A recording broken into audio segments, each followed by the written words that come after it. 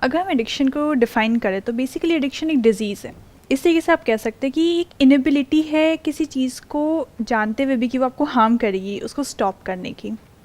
जैसे कि substance abuse हो गए या फिर आपके गेमिंग डिसऑर्डर्स, गैम्बलिंग डिसऑर्डर्स, इस तरीके की काफ़ी डिसऑर्डर्स होते हैं।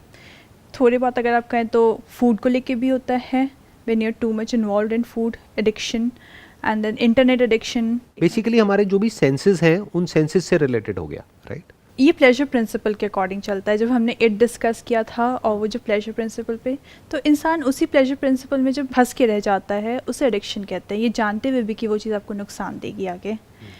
बेसिकली ये आपके रिवॉर्ड सर्किट्स को हाईजैक कर लेता है, आपके बेसिक लिम्बिक सिस्टम को, जिसमें आपकी बेसिक चीज़ें आती हैं जैसे कि आपके सेक्स ड्राइव, आपकी फूड ड्राइव, थर्स्ट, ये सारी जो बेसिक चीज़ें हैं जिससे आपकी ज़िंदगी चलती है वो कंट्रोल करता है।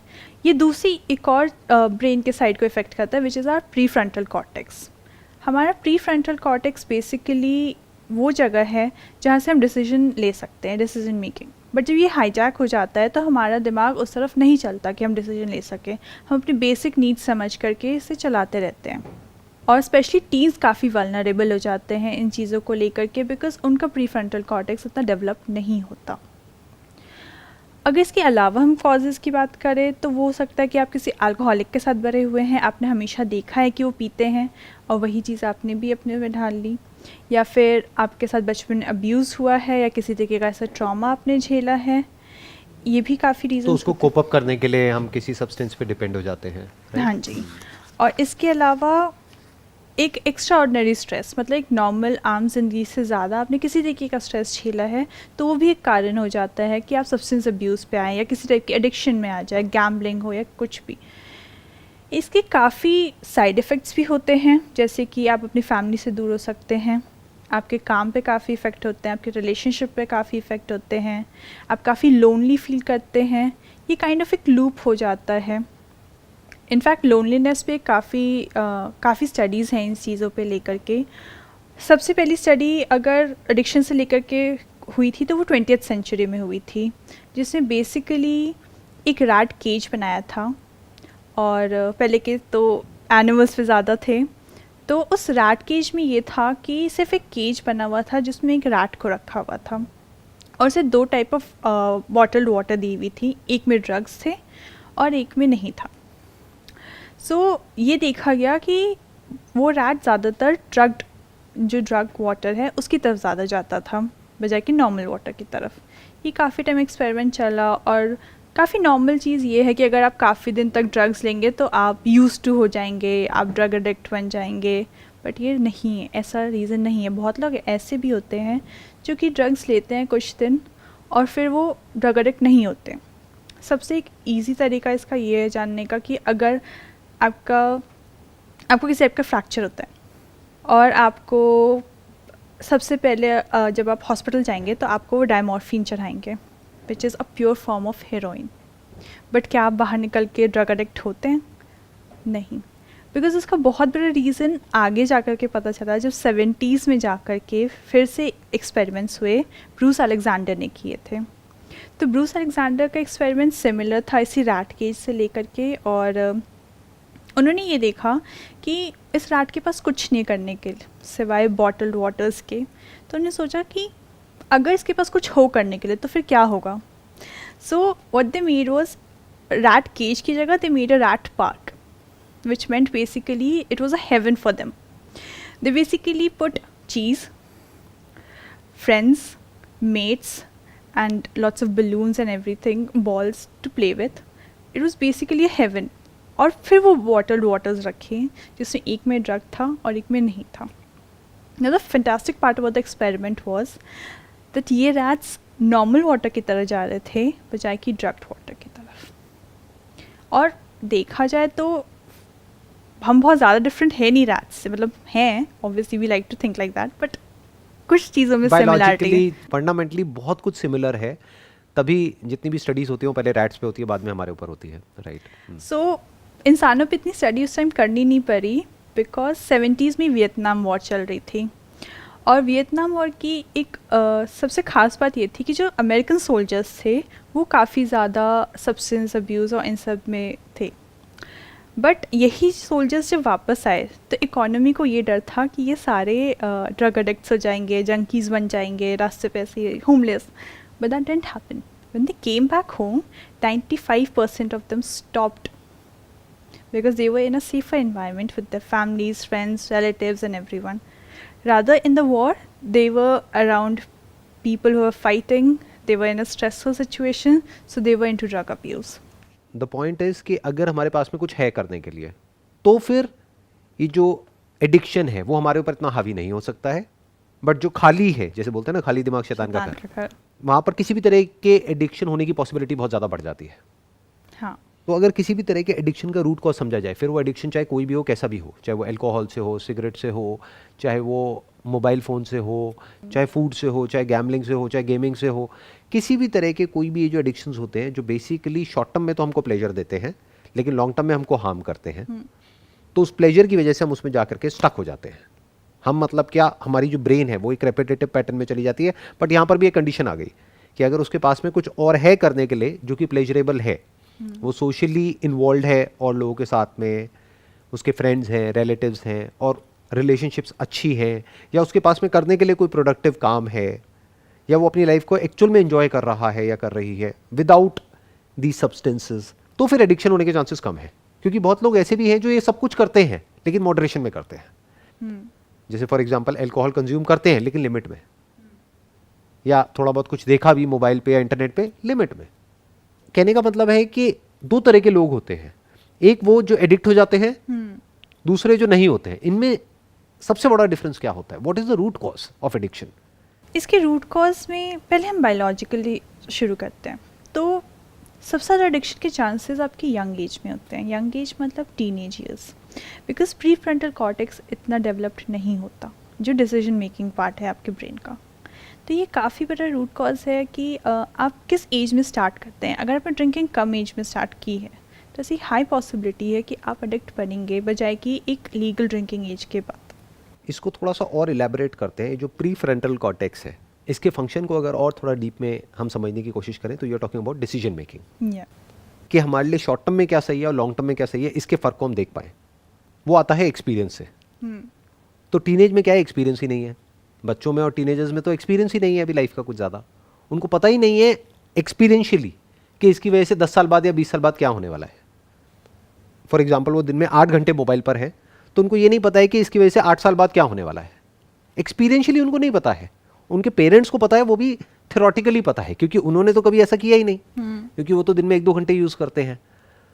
तो जिसने किया है और जिसने भुगता है उसको तो पता है, लेकिन तब तक बहुत देर हो जाती है. मानो ये सब करने की वजह से जो पूरा पॉस्चर है बॉडी का वो खराब हो गया है, और मान लो किसी को स्लिप डिस्क हो गई है, तो उसको तो पता है उसका पेन क्या होता है, उसको तो पता है कि उसकी वजह से लाइफ कितनी बुरी तरीके से इफेक्ट होती है. लेकिन बच्चों को, टीनेजर्स को पता ही नहीं है. तो अब इसका क्या सोल्यूशन है? इसका एक सबसे स्पेशली बच्चों के लिए कि एक सेंस ऑफ कम्युनिटी की, एक सेंस ऑफ सपोर्ट होना बहुत ज़रूरी है. बिकॉज एडिक्शन का एक बहुत बड़ा कारण ये है कि हम आइसोलेटेड फील करते हैं, हम लोनली फील करते हैं. इसलिए हम चाहते हैं कि हम किसी और चीज़ में अपना ध्यान लगाएं जो कि प्लेजरेबल हो. तो वो जो सेंस ऑफ सपोर्ट है, specially by parents, community, society, friends और rest of the family, is very important even for an adult. Because when you have a sense of support, when you don't feel lonely, आप उस चीज़ में इतना ध्यान नहीं दोगे अपने रिलेशनशिप को, because relationship is also pleasurable. You get a satisfaction from it. Absolutely. उसकी वजह से ब्रेन में ऑक्सीटोसिन रिलीज होता है. जब हम बात करते हैं एडिक्शन प्रिवेंशन की, तो एडिक्शन प्रिवेंशन में सबसे पहले यही चीज़ आती है कि a sense of community, a sense of support should be there. और वो अब कैसे होगा प्रैक्टिकली पॉसिबल, वो अपने आप में एक बहुत बड़ा क्वेश्चन मार्क है. क्योंकि आज की डेट में क्या हो गया है कि हर दूसरा टीनेजर, हर दूसरा बच्चा एडिक्टेड है अपने फ़ोन से, अपने टैबलेट से, लैपटॉप से, कंप्यूटर से. आजकल तो क्लासेस तक ऑनलाइन हो गई हैं. तो अब तो कोई ऑप्शन ही नहीं है. तो अब हुआ क्या है कि अगर आप ये मान करके चलो मेजॉरिटी ऑफ बच्चे अगर एडिक्ट हो गए हैं, तो वो जो नहीं भी हैं और वो किसी के साथ में इन्वॉल्व होना चाहते हैं, तो अगर उनको उनके साथ में इन्वॉल्व होना है तो एक पीयर प्रेशर आ गया ना. तो या तो उनको उन्हीं के लेवल पर आकर के उनके साथ इन्वॉल्व होना पड़ेगा. मान लो वो कोई गेम खेल रहे हैं, तो ऑनलाइन कोई गेम खेल रहे हैं, तो उनको भी या तो ऑनलाइन गेम खेलनी पड़ेगी, तब दोस्ती होगी. क्योंकि ऑफलाइन खेलने वाले ही बहुत कम रह गए हैं. और धीरे धीरे और कम होता चला जा रहा और है। कोविड सब की कुछ वजह से अब ऑनलाइन में ज़्यादा। शिफ्ट हो रहा है। कोविड के बाद तो बहुत ही ज़्यादा हो गया है। तो अब इसका क्या सोल्यूशन है आज के करंट सिनेरियो के अकॉर्डिंग अगर समझा जाए तो? Let's say prevention is better than cure. So we discussed the prevention part. The cure is very different. It's more on the basis of therapies, behavioral therapies हैं, और अगर सब्सटेंस अब्यूज़ को लेके बात करें तो अल्कोहलिक एनोनिमस और ऐसे ऐसे काफ़ी ग्रुप्स होते हैं जो कि फिर से सपोर्ट सिस्टम की बात करते हैं, रिहैबिलिटेशन वगैरह। रिहैब्स हैं और है, राइट। बट फिर रिहैब में भी सेम सिस्टम होता है, 12 स्टेप प्रोग्राम होता है जहाँ पे स्पिरिचुअलिटी के थ्रू आपको थोड़ा सा वो गाइड करते हैं। अभी अगर हम बच्चों की और टीनेजर्स की बात करें, उनको तो रिहैब नहीं भेज सकते, वो तो घर में ही है और वो एडिक्ट हो गए हैं। मान लो कोई टीनेजर है जिसको लीगली अलाउड नहीं है पॉर्न देखना, लेकिन किसी तरीके से अपना कोई फेक अकाउंट बना करके कुछ करके किसी तरीके से बैंड साइट्स को भी वो एक्सेस कर रहा है और वो देख रहा है, या वो गेमिंग से एडिक्ट हो गया है, या और कुछ नहीं तो यूट्यूब से एडिक्ट हो गया है। अब उस एडिक्शन से उसको बाहर कैसे निकाला जाए? उन टीनेजर्स को, उन स्टूडेंट्स को जो कि अभी कॉलेज में हैं या स्कूल में हैं। एक तो है पेरेंटल प्रेशर की वजह से बाहर निकले, बट फिर वही प्रॉब्लम आ गई कि कोई अथॉरिटी आ गई तो वो फिर उसको छुप छुप करके करेंगे। जितना पेरेंट्स मना करेंगे उतना ही छुप के करने में और ज़्यादा मज़ा आएगा। करेंगे तो सही। तो क्या कुछ ऐसा हो सकता है कि वो जो टीनेजर्स हैं, क्योंकि बहुत सारे टीनेजर्स भी हैं जो इस वक्त इस वीडियो को देख रहे हैं, तो उनको हम क्या ऐसा सजेशन दे सकते हैं या क्या ऐसी टिप दे सकते हैं जो उनको हेल्प कर सके इस एडिक्शन से बाहर आने के लिए? They need to form relationships which are not virtual with their families, with their friends, and actually have a conversation, make a conversation, because maximum families में ऐसा होता है that the parents are working, बच्चे अकेले हैं, इनकी कोई बात नहीं है, कोई कम्युनिकेशन नहीं है। फ्रेंड्स के साथ भी सेम ही चीज़ है। रिलेशनशिप का आइडिया यहाँ पे काम नहीं आएगा क्योंकि पेरेंट्स दोनों वर्किंग हैं और पेरेंट्स अपने में बिजी हैं। ये थ्योरेटिकली तो अच्छा है, प्रैक्टिकली अच्छा नहीं है। तो अब यंगस्टर्स के पॉइंट ऑफ व्यू से प्रैक्टिकल सोल्यूशन क्या है? क्योंकि एक्सपीरियंशियली जब तक उनको उसका इफेक्ट नहीं दिखेगा, जो भी वो अभी गलत कर रहे हैं, जिस भी चीज़ से वो एडिक्टेड है, तब तक वो उसको छोड़ेंगे नहीं। जब तक वो इफेक्ट दिखेगा तब तक बहुत देर हो जाएगी। आई थिंक यंगस्टर्स को काफ़ी ज़रूरत है कि वो कॉन्शियसली डिसीजन लें, बिकॉज एक टीनेजर और यंगस्टर में थोड़ा सा डिफरेंस ये है कि उनका ब्रेन थोड़ा सा ज़्यादा डेवलप्ड है, वो थोड़े से ज़्यादा एक्सपीरियंस्ड हैं, तो वो अपने प्लेजर प्रिंसिपल को छोड़ करके आगे की चीज़ें भी देख सकते हैं। तो एक कॉन्शियस डिसीजन मेकिंग रहेगा। इसके अलावा उन्हें किसी और चीज़ में इन्वॉल्वमेंट देखनी पड़ेगी जिससे उन्हें प्लेजर मिले, B it academics, B it sports, या वो कुछ उनकी हॉबीज़ हैं, पेंटिंग वगैरह, कुछ भी, मतलब कुछ भी ऐसी चीज़ जिसमें उनका ध्यान लगे। बिकॉज़ बहुत सारे लोग ऐसे होते हैं हु स्टार्ट स्मोकिंग बिकॉज़ उनके फ्रेंड्स कर रहे हैं, बिकॉज़ उनके कलीग कर रहे हैं, so they start smoking. But ऐसा भी होता है कि they don't get addicted to it. Like ठीक है, we are in a group, I just take 1 puff or 2 puffs and then I pass it on. ऐसा सोचना अपने आप एक बहुत बड़ी प्रॉब्लम है, क्योंकि अगर ऐसा सोच करके हमने 1-2 पफ लिए तो वो पर्सन गया, क्योंकि ऐसी तो शुरुआत होती है। क्योंकि वो कहते हैं एडिक्शन तो औरों के लिए होता है, मेरे लिए नहीं होता है। प्रॉब्लम ये है कि जो टीनेजर्स हैं और जो बच्चे हैं और जो यंगस्टर्स हैं, उनकी अभी जो ब्रेन है वो इतनी डेवलप नहीं हुई है, उनकी जो डिसीजन मेकिंग एबिलिटीज़ हैं वो अभी इतनी स्ट्रांग नहीं है कि वो फ्यूचर को देख सके, फ्यूचर को एंटिसिपेट कर सके। क्यों? क्योंकि फ्यूचर का उनको एक्सपीरियंस ही नहीं है। That is the basic problem. उनको नहीं पता कि अभी जो वो कर रहे हैं, मान लो 15 साल की एज में, उसकी वजह से 30 साल की एज में उनके साथ क्या होने वाला है, उनको नहीं पता है। और उन्हें पता भी है तो I think they have this tendency जो हम सब में होता है कि हमारे साथ वो चीज़ नहीं होगी। एग्जैक्टली हाँ, कि वो मेरे साथ नहीं होगा, वो तो औरों के साथ में होता है, मेरे साथ में ऐसा कुछ नहीं होगा, मैं तो फिजिकली बहुत स्ट्रांग हूँ। जैसे चारों तरफ डेथ हो रही होती है, लेकिन इंसान क्या सोचता है कि डेथ हमेशा उसकी होती है, मेरी नहीं होती है। कोई सोचता तक नहीं है ऐसा। जाते भी हैं तो अपना बस गए, फॉर्मेलिटीज़ करी और आ गए। नोबडी थिंक्स कि I am going to die. अब ये तो सोल्यूशन नहीं है कि उनको वो एक्सपीरियंस करा दिया जाए। अगर ये हो जाए प्रैक्टिकली तो बहुत अच्छा है, बट अभी साइंस ने इतनी तरक्की नहीं करी है। फ्यूचर में हो सकता है हो भी जाएगा कि देखो अभी आप ये जो कर रहे हो ना, इसकी वजह से देखना है आपको क्या होने वाला है 10 साल बाद। आओ आपको दिखाते हैं, ब्रेन में कुछ प्लग किया और फिर उसको दिखाए, देखो ये पेन होने वाला है आपको अगर अभी आप नहीं रुके तो एक्सपीरियंशियली उसको समझ आ गया है, अब वो बच सकता है। अब उसके अंदर एक फियर आएगा, क्योंकि 2 ही तरीके हैं ना एक इंसान को कंट्रोल करने के, पेन और प्लेजर। बायोलॉजिकली अगर बात करी जाए तो या तो डिजायर फॉर प्लेजर हो या फियर ऑफ पेन हो। तो अगर वो पेन एक्चुअल में उसको एक्सपीरियंस करा दिया अभी तो काम हो जाएगा, बट फिलहाल अभी हमारे पास में ये सोल्यूशन नहीं है तो उसके बारे में बात नहीं करते। दूसरा सोल्यूशन क्या हो सकता है? आई एम जस्ट थिंकिंग हम ये कह रहे हैं कि उनकी जो डिसीजन मेकिंग एबिलिटीज़ है, उनकी जो ब्रेन है वो अभी इतनी डेवलप नहीं हुई है कि वो अपने सही गलत को समझ सके और सही डिसीजंस ले सके। तो क्या हो उनको अगर डेवलप कर दिया जाए यंग एज में ही, this is need of the hour. In fact जो बच्चे हैं वो बेवकूफ़ तो नहीं है आज की डेट में, हैं बड़े इंटेलिजेंट।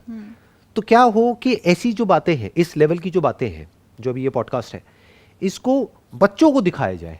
बच्चे मतलब एक पर्टिकुलर एज के बाद में 12-13 साल 14 साल, उससे क्या होगा, उनकी ब्रेन डेवलप होने लग जाएगी, उनकी जो थॉट प्रोसेस है वो चेंज होगी। क्योंकि अगर उनको बायोलॉजी के भरोसे छोड़ दिया वो तो उनको फंसा देगी, क्योंकि एक तरफ है उनकी बायोलॉजी जो उनको फंसाती है, जो आपने रैट का एग्जाम्पल दिया, दूसरी तरफ से है AI, आर्टिफिशियल इंटेलिजेंस। ये जितने भी ऑनलाइन प्लेटफॉर्म्स हैं, इसके पीछे जो एल्गोरिथम काम कर रहा है वो बहुत ही खतरनाक है। वो करोड़ों अरबों ब्रेन्स को स्टडी करके कुछ पैटर्न्स निकाल रहा है और उसको एग्जैक्ट पता है कि इस वक्त आपको क्या दिखाया जाए जिसकी वजह से आप अगले 1-2 घंटे के लिए तो गए, मतलब कैसे आपको एडिक्ट बनाया जाए। क्योंकि क्या है कि उसमें कुछ करना ही नहीं है ना, बस बैठ जाओ पैसिवली, बाकी सब कुछ अपने आप होता रहेगा, एक के बाद एक अपने आप ही आता चला जाएगा। बेस्ड अपॉन आप क्या देख रहे हो उसी से रिलेटेड आपको दिखता रहेगा, और फिर जितना और देखोगे और दिखता रहेगा। तो नॉन स्टॉप कुछ नया दिखता रहेगा, नॉन स्टॉप आपको ब्रेन के लेवल पे तो प्लेजर मिलेगा, लेकिन बॉडी के लेवल पे बहुत बुरा हाल हो जाएगा। तो ये चीज़ें आज अगर हम देखें तो एडिक्शन इस लेवल पर है, लेकिन अगर हम फ्यूचर को समझ पा रहे हैं, जिस तरह से टेक्नोलॉजी आगे बढ़ रही है, तो टेक्नोलॉजी जैसे जैसे स्ट्रांग होती जाएगी एडिक्शन और बढ़ता चला जाएगा, कम नहीं होने वाला है। तो अब यहाँ पर सोल्यूशन क्या है कि या तो पेरेंट्स उसमें इन्वॉल्व हो जाएं, एज पेरेंट्स हम कुछ रूल्स डिफाइन करें बच्चों के लिए, क्योंकि बच्चों को तो पता ही नहीं उनके लिए सही गलत क्या है। पेरेंट्स को तो पता है ना कि बैक पेन क्या होता है, नेक पेन क्या होता है, और आजकल तो पेरेंट्स भी सब ऑनलाइन काम कर रहे हैं, तो उनको तो एक्सपीरियंशियली पता है। बच्चों की तो बॉडी अभी फिर भी फ्लेक्सिबल है तो वो बच रहे हैं, लेकिन आजकल मेरे कुछ फ्रेंड्स हैं जो कि फिजियोथेरेपिस्ट हैं, वो बताते हैं कि आजकल उल्टा हो गया है। जैसे पहले एक पर्टिकुलर एज के बाद में लोग ज़्यादा आते थे, पेशेंट ज़्यादा आते थे एट द एज ऑफ 50, 60, 70। अब क्या हो रहा है, उल्टा हो गया है, अब यंगस्टर्स ज़्यादा आ रहे हैं, 10-12 साल की एज से आने शुरू हो जाते हैं, और विद सीवियर केसेस, और 15 साल 20 साल 25 साल की एज में बहुत आ रहे हैं पेशेंट्स जो फिजियोथेरेपिस्ट के पास में आ रहे हैं because of this mobile addiction. अब इसके 2 सॉल्यूशंस मुझे समझ आ रहे हैं, अगर कोई तीसरा आपको समझ आए तो आप बताना। एक ये है कि पेरेंट्स की तरफ से कुछ प्रेशर क्रिएट हो, पेरेंट्स की तरफ से proper rules and regulations defined हो, क्योंकि उनको एक्सपीरियंशली पता है कि ये एडिक्शन की वजह से उसका कितना बुरा हाल होने वाला है उनके बच्चे का। उस बच्चे को नहीं समझ आ रहा है, थ्योरेटिकली तो समझ आ रहा है, बट अभी उसकी डिसीजन मेकिंग एबिलिटीज़ इतनी डेवलप नहीं हुई है। तो उसको जितना मर्जी समझा दो वो उसके लिए एक लेक्चर के जैसा है, वो कहेगा बंद करो ना अपना मुंह, क्यों लेक्चर दे रहे हो मुझे। उसको पता ही नहीं है उसके साथ क्या होने वाला है। It's basically the problem of ignorance. They don't even know experientially कि इसका कितना खराब इफेक्ट आ सकता है। जैसे अभी वो मजे मजे के लिए बस सिगरेट पी रहा है, लेकिन उसको ये नहीं पता है कि इसकी वजह से 10 साल बाद क्या होगा। जब आज दिन की 1 सिगरेट या हफ्ते की 1 सिगरेट दिन की 10 सिगरेट बन जाएगी, तब क्या होगा वो उसको पता ही नहीं है। आज उसके लिए वो फन है, स्टाइल है, पीयर प्रेशर है, जो मर्जी हम उसको नाम दें, बट उसकी वजह से 10 साल बाद क्या होगा वो उसको नहीं पता है। तो या तो पेरेंट्स की तरफ से कुछ आए, बट उसमें भी प्रॉब्लम क्या है कि जब पेरेंट्स किसी चीज़ को फोर्सफुली इम्पोज करने की कोशिश करेंगे बच्चों पे, तो या तो बच्चे रिवोल्ट करेंगे, वो उन्हीं से लड़ने लग जाएंगे अपने पेरेंट्स से, और ऐसा होता भी है, एग्रेसिव हो जाएंगे, तो वहाँ पे क्लैश आ जाएगा। बट उसका एक तरीका ये है कि पेरेंट्स डिस्कस करें वो सारी चीज़ें कि ये चीज़ आगे जा कर के क्या होगी। बिकॉज रिसर्च ने ऐसा शो किया है US में स्पेशली कि जिन पेरेंट्स ने अपने बच्चों से उनकी सेक्सुअल लाइफ के बारे में और इन सब चीज़ों के बारे में ये सेक्स एजुकेशन दी है, उनके प्रेगनेंसी रेट्स वगैरह काफ़ी कम हैं chances, because they using protection. So that kind of conversation which parents should have with their kid should be there. एक होता है कि parents are very busy with their own life, work है, ये प्रेशर है, घर का प्रेशर है, बहुत काम है, but rather giving just an hour quality time जो होता है that will be enough, rather than telling them कि ये चीज़ मत करो, because after a certain point you like नहीं, why would I listen to you. But ये बताना कि अगर आप ये करोगे तो इससे ये चीज़ें होती हैं, या कुछ एग्जाम्पल्स, रियल लाइफ एग्जाम्पल्स दिखाना, बिकॉज हमारे अराउंड काफ़ी एग्जाम्पल्स हैं। और आई थिंक जब हम मूवीज़ के लिए भी जाते हैं, अभी कोविड में नहीं बट नॉर्मली, सो सबसे पहले एक ऐड आती है जिसमें there's this mother जिसको यहाँ पर कैंसर है, बहुत तरह तरह की एड्स आती हैं, राइट। बहुत तरह तरह की होती है एडिक्शन से रिलेटेड, तो वो चीज़ें देख करके और वो समझाना और जैसी वो ऐड आती है लोग अपना मुंह नीचे कर लेते हैं, ज़्यादातर मैंने तो देखा है, ज़्यादातर, हाँ। देख तक नहीं पाते हैं। सो वो चीज़ एक दिमाग में डालना काफ़ी इंपॉर्टेंट है, वो सेंस ऑफ एजुकेशन, वो एजुकेशन जो रियल लाइफ बेस्ड हो, जो प्रैक्टिकली आपके लिए इम्पॉर्टेंट है, वो पेरेंट्स दे सकते हैं, समझा सकते हैं। It's an excellent point, because जितना पेरेंट्स फोर्सफुली अपने बच्चों को कंट्रोल करने की कोशिश करेंगे उतना ही बच्चों को मज़ा आएगा उनसे लड़ने में, और वो रिवोल्ट के मोड में चले जाएंगे और वो छुप छुप करके उस काम को करने लग जाएंगे और पेरेंट्स को पता तक नहीं होगा, उनसे झूठ बोलने लग जाएंगे, जो देखा जाए तो और बुरा हो गया, एक रिलेशनशिप और ख़राब हो गई। या तो कभी भी बच्चों को फोर्सफुली कंट्रोल करने की कोशिश नहीं करनी है एज पेरेंट्स। हम इसको दोनों स्टैंड पॉइंट से देखेंगे, पेरेंट्स के भी पॉइंट ऑफ व्यू से और यंगस्टर्स के पॉइंट ऑफ व्यू से भी, क्योंकि दोनों तरह के लोग देखते हैं। मेरा जो चैनल है ना वो अपने आप में यूनिक है, क्योंकि ज़्यादातर चैनल्स में क्या होता है, यूट्यूब में जो भी चैनल्स होते हैं उसमें एक पर्टिकुलर एज ग्रुप के लोग होते हैं जो कि उस कंटेंट को कंज्यूम करते हैं या उस कंटेंट को देखते हैं। मेरे में क्या है, 50-50 है, 50% है बिलो 25 एंड 50% है अबव 25। दैट मीन्स कि पेरेंट्स भी देख रहे हैं अभी इस वक्त हमारी इस कॉन्वर्सेशन को, और बच्चे भी देख रहे हैं, तो दोनों के स्टैंड पॉइंट से हमको सोल्यूशन निकालना है। तो पेरेंट्स के पॉइंट ऑफ व्यू से सोल्यूशन क्या है कि बात करो, आराम से बैठ करके बात करो और उनको फ्रीडम दो, उनको बोलो आपको करना है तो करो, दैट्स ओके, बट ये करने की वजह से देखो ये होने वाला है। एक और आइडिया हो सकता है कि किसी फिजियोथेरेपिस्ट को घर बुलाया जाए या अपने बच्चों को लेकर के जाओ किसी फिजियोथेरेपिस्ट के पास में, वो उनका चेकअप करेगा और वो चेकअप करके प्रैक्टिकली बताएगा देखो कहाँ कहाँ पर क्या क्या हो रहा है। जैसे वो पर्टिकुलर कुछ पॉइंट्स प्रेस करेंगे ना तो बच्चे को दर्द होएगा, वो समझाएगा उस बच्चे को। अगर वो उसको समझाते हैं कि बेटा देखो ऐसा भी होता है, और वहाँ पर वो और पेशेंट्स को देखेंगे, क्योंकि जो लर्निंग एक्सपीरियंस से होती है that is far superior to जो लर्निंग नॉलेज से होती है या फिर बातों से होती है, मॉडलिंग जिसे कहते हैं हम। राइट। एक्सपीरियंशियली उसको कुछ ऐसा दिखाया जाए या कुछ ऐसा बताया जाए या फिर किसी भी तरीके से उसको एजुकेट किया जाए एक्सपीरियंशियली कि देखो ये हो रहा है बेटा। अगर आपको अपने आप को हेल्दी रखना है, फिट रखना है, अगर आपको ये पेन नहीं चाहिए जो इन्होंने अभी दबाया ना, आपको पेन हुआ, अगर आप अभी अपनी लाइफस्टाइल में चेंजेस नहीं लेकर के आओगे तो पेन परमानेंट हो जाएगा, हमेशा इतना दर्द रहेगा। आप चाहते हो इतना पेन? तो फिर बच्चा कहेगा नहीं नहीं नहीं नहीं मेरे को इतना दर्द तो नहीं चाहिए। तो क्या हुआ, वहां से एक फियर आया। फियर वैसा नहीं अथॉरिटी वाला, एक तो है फियर उसको मारना, पीटना, चीखना, चिल्लाना, फिर तो बच्चा भी चीखने लग जाएगा। तो एक पॉइंट के बाद में जाकर के वो लॉन्ग टर्म सोल्यूशन नहीं है, वो इनफैक्ट सोल्यूशन ही नहीं है, क्योंकि बच्चे को और हमने आइसोलेट कर दिया, जितना आइसोलेट कर दिया वो और इंडल्ज हो जाएगा, वो चीज़ें तोड़ने फोड़ने लग जाएगा, वो अलग ही जोन में चला जाएगा। फिर माँ बाप के लिए एक नई प्रॉब्लम खड़ी हो जाएगी, बच्चों को कैसे संभाले। ये एक बहुत कॉमन प्रॉब्लम है जो मेरे पास आती है मेरे सेशंस में, एक पर्टिकुलर एज ग्रुप के जो लोग आते हैं उनकी। ये तो हो गया माँ बाप के एंड से। अब बात करते हैं यंगस्टर्स के एंड से। कोई टीनेजर है मेरी वीडियो देखता है, एज ग्रुप है मान लो 14-15 साल से लेकर के 20-22 साल 25 साल तक। उनके लिए सॉल्यूशन ये है कि अपनी जो डिसीजन मेकिंग एबिलिटीज़ है उसको जल्दी डेवलप करो। अब टाइम नहीं है, क्योंकि एआई बहुत तेज़ी से डेवलप हो रही है। या तो आप अपनी स्पीड बढ़ाओ, जो आपकी इंटेलिजेंस है या तो उसको बढ़ाओ, नहीं तो जो आर्टिफिशियल इंटेलिजेंस है वो आपकी ब्रेन को कंट्रोल कर लेगी, हाईजैक कर लेगी। इसका बहुत अच्छा तरीका ये है कि आपका ग्रुप कैसा है, आप कैसे लोगों के साथ उठते बैठते हैं, उनकी मेंटालिटी क्या है, ये भी बहुत इफेक्ट करती है कि आपकी मेंटालिटी क्या रहेगी। राइट, क्योंकि जैसे लोगों के साथ में आप रहोगे वैसे ही आप बिहेव करोगे, वैसे ही सोचोगे, वैसे ही एक्ट करोगे, दैट इज़ वन। बट मान लेते हैं कि आपके आसपास में जितने भी लोग हैं आपके फ्रेंड सर्कल में और इधर उधर, मान लेते हैं वो खुद ही एडिक्ट है, वो खुद ही इंडल्ज हुए पड़े हैं इन सब प्लेजर्स में, तो अब आप क्या करोगे? ऑनलाइन ऐसे सेशंस को देखो ना, सिर्फ मेरे नहीं औरों के भी हैं, सिर्फ इंडिया में नहीं ग्लोबली भी बहुत सेशंस हैं, बहुत सारी बुक्स हैं, वो पढ़ो बिहेवियर के बारे में, माइंड के बारे में, थॉट के बारे में। तो धीरे धीरे क्या होगा, ऐसी बातों को जब कोई बच्चा समझने लग जाएगा तो उसकी जो डिसीजन मेकिंग एबिलिटीज़ है वो स्ट्रांग होने लग जाएगी, उसकी थिंकिंग एबिलिटीज़ डेवलप होने लग जाएंगी, और वो एक बार डेवलप हो गई वो परमानेंट सॉल्यूशन है।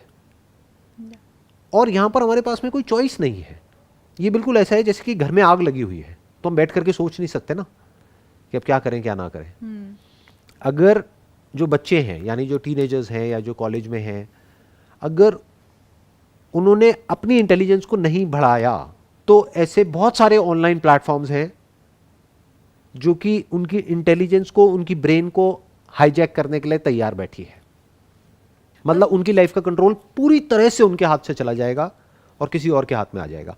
अब उन बच्चों को अपने आप से पूछना है, क्या मुझे ऐसी लाइफ चाहिए? अगर वो कहते हैं हाँ ऐसी लाइफ चाहिए, तो बढ़िया है, जो कर रहे हो करते रहो।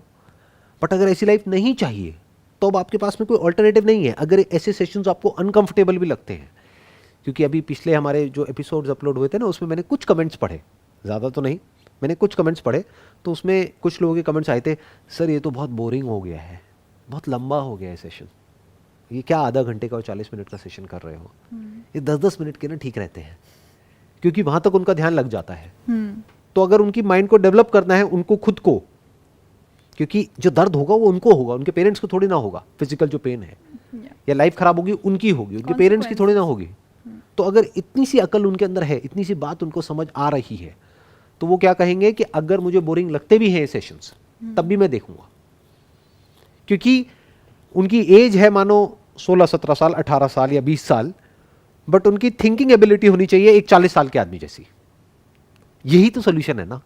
40 साल नहीं भी तो भी अपनी एज से थोड़ा ज़्यादा। और I think it's not about the age, it's about आप कितना अपने आप को अवेयर रखते हैं, कितनी चीज़ें सीखने को तैयार हैं, कितने आप लाइफ में एक डिसीजन लेने का आप में एबिलिटी है और उसको बढ़ाते हैं। बिकॉज हम हर चीज़ सीख के नहीं आते, सीखना ही होता है। ऐसा भी होता है कि बहुत कम एज के लोग भी काफ़ी मैच्योर होते हैं बिकॉज उन्होंने लाइफ में चीज़ एक्सपीरियंस की हैं। I was about to come on that. वो कैसे होते हैं मैच्योर, और जो नहीं होते वो क्यों नहीं होते हैं, उसके पीछे क्या रीज़न होता है? बट ऐसा कौन सा एक्सपीरियंस होता है जिससे वो मैच्योर हो जाते हैं?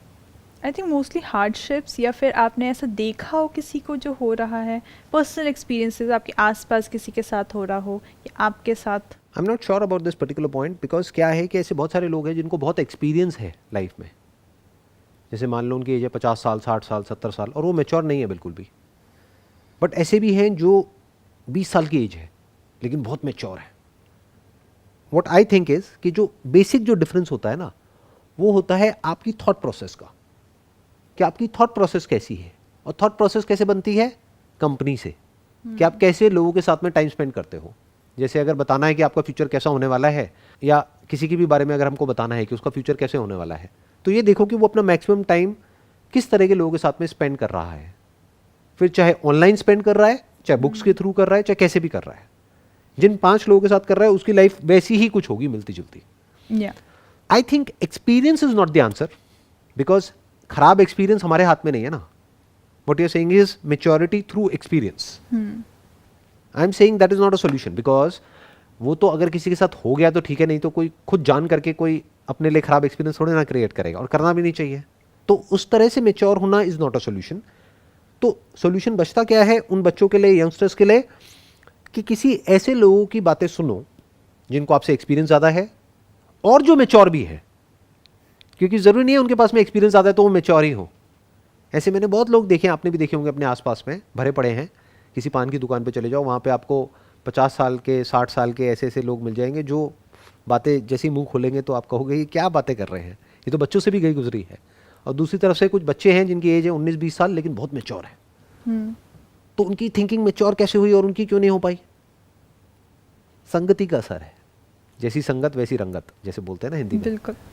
उनकी जैसी संगत रही बचपन से लेकर के 60 साल की एज तक, वैसे ही वो बन गए।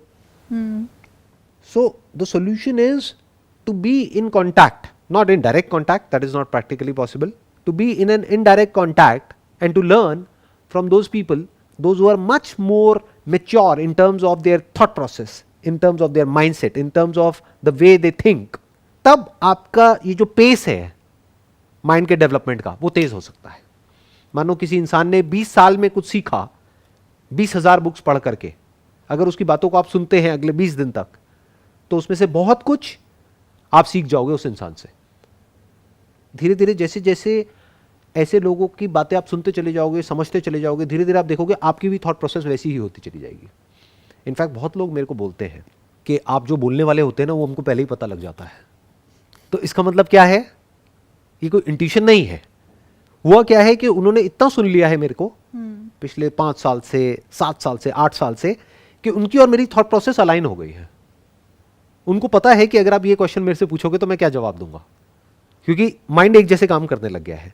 तो इसका मतलब क्या है कि there is a strong possibility कि लाइफ में भी जब वो किसी प्रॉब्लम में जाकर के फंसते हैं तो वो उसी तरह से एक्ट करते हैं जिस तरह से मैं एक्ट करता हूं. आप कह सकते हो कि एक way of looking at life है, वो वे चेंज होने लग जाता है जैसे जैसे आप उन लोगों के कांटेक्ट में आते हो. बिल्कुल एक चश्मे की तरह हो गया, किसी ने लाल चश्मा लगाया, किसी ने हरा लगाया है, तो हरे के कांटेक्ट में आप जैसे ही जाओगे आपको दुनिया हरी दिखने लग जाएगी, लाल के कांटेक्ट में जाओगे तो लाल दिखने लग जाएगी. हाँ, अगर किसी ऐसे इंसान के कांटेक्ट में चले गए जिसने कोई चश्मा नहीं लगाया हुआ है तो हो सकता है आपको एज इट इज भी सब कुछ दिखने लग जाए, विच इज़ अ बिग थिंग अगर हो जाए तो. और यंग एज में हो जाए तो बहुत ही बढ़िया है. और अगर ये ना हो तो सोल्यूशन क्या है? I don't think there is any solution आज के टाइम में, क्योंकि ये जो बड़ी बड़ी कॉर्पोरेशंस हैं उनको अगर पैसा कमाना है तो उसका एक ही तरीका है कि आपकी अटेंशन को किसी भी तरीके से कंट्रोल किया जाए. अगर आपकी अटेंशन उनके हाथ में आ गई तो सब कुछ उनके हाथ में आ गया, आपकी लाइफ उनके हाथ में आ गई. तो अब या तो आपकी अटेंशन को वो कंट्रोल करेंगे अपने फायदे के लिए या फिर आप खुद करोगे. अगर आप खुद करना चाहते हो तो किसी ऐसे इंसान के कांटेक्ट में आना पड़ेगा जिसकी अटेंशन उसके कंट्रोल में हो. इनफैक्ट इसी चीज़ से मुझे याद आया, there is a famous psychologist named Peter Cohen करके. उन्होंने कहा था कि let's not call this addiction, let's call it bonding, because this the kind of bonding that you have, either you have with a person और you have with a substance और some related behaviour. So you know, आप कैसे किस चीज़ से bond कर रहे हैं वो डिसाइड करेगा कि आपका आगे का फ्यूचर कैसा रहेगा. एडिक्शन वर्ड अगर हम यहाँ से हटा दें और बॉन्डिंग वर्ड लगा दें तो आई थिंक हमारी प्रॉब्लम सॉल्व हो जाती है. जैसे बॉडी को सर्वाइव करने के लिए पानी चाहिए, खाना चाहिए, एयर चाहिए, ये क्या है? एक तरह की बॉन्डिंग ही तो है. इसको बॉन्डिंग कहो, अटैचमेंट कहो, इसको नीड कहो, इसको सर्वाइवल इंस्टिंक्ट कहो, इसको सर्वाइवल प्रोसेस कहो, कुछ भी बोलते रहो. तो अब डिपेंड ये करता है कि आप किसके साथ में बॉन्ड होते हो. Exactly. जैसे अगर पानी की ही बात करी जाए, आज हर घर में फिल्टर है, पहले एक ज़माने में नहीं होता था. क्यों? क्योंकि तब इतनी अवेयरनेस नहीं थी, पोल्यूशन भी कम था, पॉल्यूशन भी कम था, वाटर पॉल्यूशन भी कंपैरेटिवली कम था. आज बहुत ज़्यादा है. तो आज हर घर में वाटर प्यूरिफायर है ऑलमोस्ट. क्यों है? इम्प्योरिटीज़ हटाने के लिए, जो टॉक्सिक चीज़ें उन इम्प्योरिटीज़ की वजह से क्या होता है? अगर हम गंदा पानी पीते हैं तो क्या हो जाता है?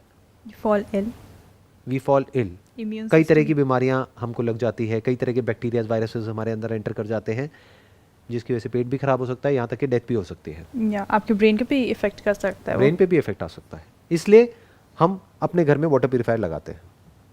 तो क्या इसी तरीके से हमको एक थॉट प्यूरिफायर की ज़रूरत नहीं है? मैंने स्टार्टिंग में ही बोला था कि वो कॉन्शियस एफर्ट होने की ज़रूरत है, that you know you this is the decision that I am making. When I am taking the responsibility, when there is a sense of responsibility for your actions, I think that can work as one of the filters. अब ये responsibility कहाँ से आती है ये भी समझना पड़ेगा कि ये क्या ये अंदर से आती है या बाहर से अंदर आती है. क्यों? क्योंकि जानवरों को अगर आप देखोगे तो उनमें कोई रिस्पॉन्सिबिलिटी नहीं है as far as their future is concerned. जो अभी आपने चूहे का एग्जांपल दिया था कि चूहे को एडिक्ट बनाना बड़ा आसान है अगर वो खाली है तो. अगर वो खाली है तो वो रिस्पॉन्सिबिलिटी नहीं ले सकता है अपने एक्शंस की कि मैं यहाँ जाऊँ या वहाँ जाऊँ. जहाँ उसको प्लेजर मिलेगा वो वहीं चला जाएगा. तो रिस्पॉन्सिबिलिटी कहाँ से आती है? Again because of the thought process. किसी ऐसे इंसान के कॉन्टैक्ट में आना पड़ेगा जो कि रिस्पॉन्सिबल हो. इररिस्पॉन्सिबल लोगों के कॉन्टैक्ट में आप रहोगे तो आप भी इररिस्पॉन्सिबल हो जाओगे. जैसे फॉर एग्जांपल अगर आप गाड़ी ड्राइव कर रहे हो और ऐसे लोगों के कॉन्टैक्ट में हो जो स्पीड लिमिट है मानो वहाँ पे 80 की और वो 120 की स्पीड पे चला रहे हैं, तो इररिस्पॉन्सिबल बिहेवियर हो गया. तो आपका भी वैसे बिहेवियर हो जाएगा, आपका भी वही करने का मन करेगा. दूसरी तरफ से कोई ऐसा इंसान है जो कि तरीके से चल रहा है, सिस्टम से चल रहा है, तो आप भी वैसे ही बनने लग जाओगे. जो देखोगे वैसे ही तो बनोगे, वैसे ही तो सीखोगे और वैसे ही तो बनोगे. वही लोगों को समझने की ज़रूरत है कि हम कॉन्शियसली और सबकॉन्शियसली दोनों तरीके से ही अपने बिहेवियर को सामने वाले को देख करके मॉडल करते हैं. ये कॉन्शियसली जब होता है तब तो बहुत अच्छा होता है, बिकॉज ये काफ़ी जगह यूज़ होता है. बिहेवियर मॉडिफिकेशन काफ़ी नोन चीज़ है. बट अनकॉन्शियसली भी अगर आप देखें तो बहुत कॉमन एग्जांपल है, अगर आप किसी अल्कोहलिक फादर के साथ ग्रो करते हैं और आप कितना भी उस समय अपने फादर को डिस्पाइज करें, and you grow up, a lot many people become addicts. इसलिए नहीं क्योंकि वो बनना चाहते हैं, but because they have seen something like that. Exactly हो सकता है वो सोचते ये हों कि मेरे को इसको हाथ भी नहीं लगाना है, ये इतनी गंदी चीज़ है जिसकी वजह से हमारे घर में इतनी प्रॉब्लम्स हुई, इतनी कॉन्फ्लिक्ट्स हुए और इतनी प्रॉब्लम्स उसने देखी. तो वो चाहता ये है बच्चा कि मैं कभी भी ना पीऊँ और कुछ नहीं भी पीते हैं. But what you are saying is कि अगर स्टडीज़ के अकॉर्डिंग देखा जाए तो बहुत सारे बच्चे एडिक्ट हो जाते हैं। Yeah. क्यों? क्योंकि उन्होंने उसको एक्सपीरियंस कर लिया। सो उसी की मैं अभी बात कर रहा हूँ। तो मैं क्या कह रहा हूँ, अच्छा देखो, अच्छा सुनो, अच्छा बोलो और अच्छा सोचो। Yeah. ये हो गया थॉट फिल्टर, जैसे वाटर फिल्टर है घर में। यानी कि यंग एज में ही ऐसे लोगों के कांटेक्ट में आ जाओ जो अपनी थॉट प्रोसेस को काफ़ी हद तक सॉर्ट आउट कर चुके हैं और कर रहे हैं, यानी कॉन्स्टेंटली ग्रो कर रहे हैं, कॉन्स्टेंटली कुछ ना कुछ नया सीख रहे हैं। उन लोगों के कांटेक्ट में आओ तो आपकी भी थॉट प्रोसेस धीरे धीरे उनसे अलाइन होने लग जाएगी। जैसे जैसे अलाइन होती चली जाएगी आपकी लाइफ का कंट्रोल आपके हाथ में आता चला जाएगा और ये एडिक्शंस आपके ऊपर ज़्यादा हावी नहीं हो पाएंगे, क्योंकि सबसे पहला स्टेप है थॉट प्रोसेस। इनफैक्ट एक रिलेशनशिप को भी सक्सेसफुल बनाने के लिए थॉट प्रोसेस का बहुत बड़ा रोल है, वरना एक रिलेशनशिप अच्छी बनेगी कैसे? और रिलेशनशिप नहीं होगी तो एडिक्शन से कैसे बचोगे? ये तो लूप है ना पूरा का पूरा। बिल्कुल। जिसकी रिलेशनशिप्स अच्छी हैं उस पर एडिक्शंस हावी नहीं हो सकते हैं। जिसकी कोई रिलेशनशिप नहीं है, जो अंदर से पूरी तरह से लोनली है, चारों तरफ उसके पास करने के लिए कुछ नहीं है और ऊपर से उसके घर का एनवायरनमेंट भी टॉक्सिक है, तो वो तो एडिक्शन में जाकर के फंसेगा ही फंसेगा, या फंसेगी ही फंसेगी। वो कहीं ना कहीं जाकर के या तो बॉन्ड करेगा या अटैच हो जाएगा या एडिक्ट हो जाएगा। इनफैक्ट इसी चीज़ से अगर देखा जाए तो it's a sense of relief. आप इतनी चीज़ों को झेल रहे हैं and then you get high, so you this a sense of relief कि ठीक है अब मेरा दिमाग यहाँ से हट गया, राइट, एस्केप हो गया ना। एस्केप। या it's basically an escape from the reality which is toxic. तो अब अगर एस्केप करना ही है, मान लो कि आपके घर की रियलिटी बहुत ही टॉक्सिक है, एस्केप करना है, आप कहाँ जाओगे, क्या करोगे? यूट्यूब पे या इंटरनेट पे दो तरह का कंटेंट है। 90% कंटेंट है आपको टेम्पररी रिलीफ देने के लिए, इमीडिएट प्लेजर देने के लिए, टाइम पास के लिए, मज़े के लिए, बट वो आपकी प्रॉब्लम को सॉल्व नहीं करेगा, वो आपकी प्रॉब्लम को बढ़ा देगा, क्योंकि अब आप उससे एडिक्ट होते चले जाओगे, अब उसको नहीं छोड़ पाओगे। और प्लस उससे आपकी थिंकिंग एबिलिटीज़ डेवलप नहीं हो रही है। पहले ही आपकी डिसीजन मेकिंग एबिलिटीज़ अभी डेवलप नहीं हुई है क्योंकि एज अभी आपकी इतनी ज़्यादा नहीं है। प्लस ऊपर से आप ऐसा कुछ देखते चले जा रहे हो जो ऐसी एज के बच्चे बना रहे हैं जिनकी अभी खुद की थिंकिंग एबिलिटीज़ आप ही के लेवल की है, तो आपको देखने में मज़ा तो आएगा। क्यों? क्योंकि आप रिलेट कर जाओगे। या एक बच्चे के कंटेंट से एक बच्चा बड़ी आसानी से रिलेट करेगा, उसके व्लॉग को देखेगा, बड़ा सही टाइम पास हो जाएगा। जैसे कोई 18 साल का बच्चा है, वो 18 साल के बच्चे का व्लॉग देखेगा, उसको बड़ा मजा आएगा, वो कहेगा अरे ये देखो ये हो रहा है, वो हो रहा है, वो हो रहा है, क्योंकि वो बड़ा चला के दिखाएगा। वो बेसिकली जो वो नहीं कर सकता अपनी लाइफ में, वो बच्चा जो उसको देख रहा है वो सब कुछ वो कर रहा है, तभी तो वो उसको देख रहा है। अगर वो एक्चुअल में अपनी रियलिटी दिखा दे तो वो नहीं देखेगा। तो वो क्या दिखा रहा है? उसका एग्जैक्ट अपोजिट जैसा कि रियलिटी है, तो वहां पे वो एडिक्ट हो गया है। अब वो अपनी एक इमेजिनरी दुनिया में जी रहा है, जी रही है। सेंस ऑफ रिलीफ है वहाँ पर। सेंस ऑफ रिलीफ है। अगर आपकी रियलिटी बुरी है तो सपनों की दुनिया में रिलीफ मिल रहा है, कोई बात नहीं, क्या बुरा है? बट बुरा ये है कि आप उससे एडिक्ट हो रहे हो, और वो टेम्पररी बेसिस पे तो आपकी प्रॉब्लम को सॉल्व कर रहा है, बट परमानेंटली आपकी लाइफ को और डैमेज करता चला जा रहा है अंदर ही अंदर। इस तरह का जो कंटेंट है, अभी जिस लेवल की हम बातें कर रहे हैं, ये कोई बच्चों के लेवल की तो बातें हैं नहीं, ये कोई 15-16 साल के बच्चों के लेवल की बातें नहीं है। तो अगर कोई 15-16 साल का बच्चा इसको देखेगा तो उसको समझ नहीं आएगा पहली बार में, दूसरी बार में भी नहीं आएगा, तीसरी बार में भी नहीं आएगा, हो सकता है। लेकिन अगर वो देखता रहे देखता रहे देखता रहे तो over a period of time, may be 10 दिन बाद, 15 दिन बाद, महीने बाद, 2 महीने बाद उसको बातें समझ आने लग जाएंगी। और जहां उसको समझ आ गई तो अब क्या हुआ कि उसकी एज तो है 18-19 साल, लेकिन उसका दिमाग हो गया मैच्योर। एक चीज़ लोगों को समझने की ज़रूरत है कि जो भी हम करते हैं, जो भी बिहेवियर होते हैं, वो कुछ सर्टेन केमिकल्स रिलीज करते हैं, कुछ certain networks fire and wire करते हैं। न्यूरल नेटवर्क्स होते हैं बेसिकली हमारी ब्रेन के अंदर, वो So, फायर होते हैं, राइट। बेसिकली अगर आप एक ही चीज़ रिपीटेटिवली करते रहेंगे तो वो न्यूरल पाथवेज बन जाते हैं। Then it isn't that difficult. If you're seeing the video again and again and again, you learn something new every time because those circuits are working every time you're watching those videos. Then the pathway is made. Once the pathway is there, then it's easier for you as well to understand things. और ऐसे ही कोई भी skill develop होती है। बिल्कुल। ये भी एक तरह की एक स्किल ही हो गई ना, हाउ टू थिंक, सोचते कैसे हैं। या ये अपने आप में बहुत इंपॉर्टेंट स्किल है जो कहीं नहीं सिखाई जा रही है। मेमोराइजेशन तो सिखाया जा रहा है कि रटो कैसे, रट करके बोल दो, जो पूरा का पूरा एजुकेशन सिस्टम में जो चीज़ होती है, लेकिन ये कहीं नहीं सिखाया जा रहा है कि सोचते कैसे हैं। तो अगर वो ये देख करके, जो शुरू में अनकंफर्टेबल भी लगेगा, लेकिन धीरे धीरे देखते रहेंगे तो ब्रेन में कुछ नए पाथवेज बनने लग जाएंगे और धीरे धीरे वो आसान होता चला जाएगा काम, जो शुरू में मुश्किल लगेगा कुछ टाइम तक। और जब वो पाथवेज पूरा प्रॉपर तरीके से बन जाएंगे तो अब उनको इसमें मजा आने लग जाएगा, और उसमें इतना मजा आएगा ही नहीं। जैसे हो गया ना एक पर्टिकुलर लेवल का किसी को कुछ दे दिया, तो अब उसको उससे कम वाले लेवल में मजा ही नहीं आएगा, वो कहेगा यार ये क्या है, लेवल बढ़ाओ ना, तो उसको उसमें मजा आने लग जाएगा। जैसे गेम में भी एक लेवल पे जा करके फिर मजा नहीं आता है, फिर हम कहते हैं लेवल बढ़ाओ ना, थोड़ा और हार्ड करो, थोड़ा और थोड़ा और थोड़ा और। स्पोर्ट्स में भी ऐसे ही होता है। तो ऐसे ही इसमें भी होगा। ये क्या है, बेसिकली इंटेलेक्चुअल डेवलपमेंट, या development of thinking abilities, decision making abilities, development of mind. जब इसमें किसी को मजा आने लग जाएगा तो उसको छोटी मोटी चीजों में मजा नहीं आएगा। अब मुझे पर्सनली वीडियो गेम में मजा नहीं आएगा, क्यों? क्योंकि उससे बड़ी गेम खेलने के लिए बहुत सारी है इस दुनिया में।